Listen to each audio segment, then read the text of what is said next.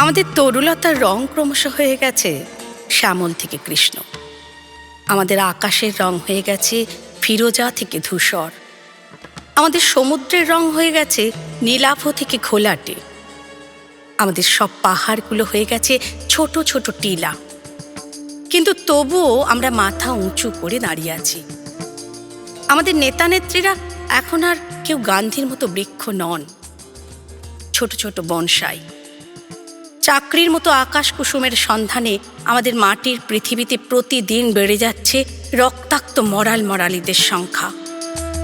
কিন্তু তবুও আমরা মাথা নিচু করছি না। আমাদের বিশ্বাসের পিঠ থেকে ডানা খসে গেছে। আমাদের আগুনকে সহজেই মুখে পুড়ে ফেলছে সস্তার মাদারি। আমাদের স্বপ্নের উষ্ণিসে এখন আর কোনো ময়ূর পালক নেই। কিন্তু তবু এখনো সবকিছু শেষ হয়ে যায়নি।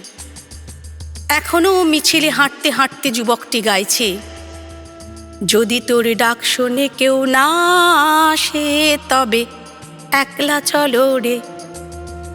এখনো কোনো এক বস্তিতে অনিল চট্টোপাধ্যায়ের সঙ্গে গলা মেলাচ্ছেন সুপ্রিয়া দেবী। ভাই বোনে গাইছেন, যে রাতে মোর দুয়ার গুলি ভাঙলো ঝড়ে, জানি নাই তো তুমি এলে আমার ঘরে।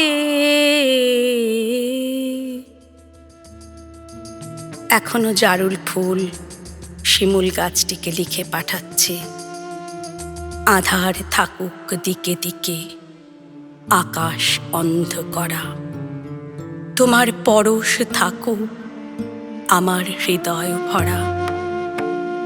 আমাদের তরুলতার রং ক্রমশ হয়ে গেছে শ্যামল থেকে কৃষ্ণ। আমাদের আকাশের রং হয়ে গেছে ফিরোজা থেকে ধূসর।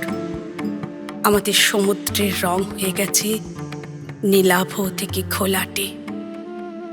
কিন্তু তবু এখনো আমরা মাথা উঁচু করে দাঁড়িয়ে আছি। এখনো আমাদের একজন রবীন্দ্রনাথ আছেন।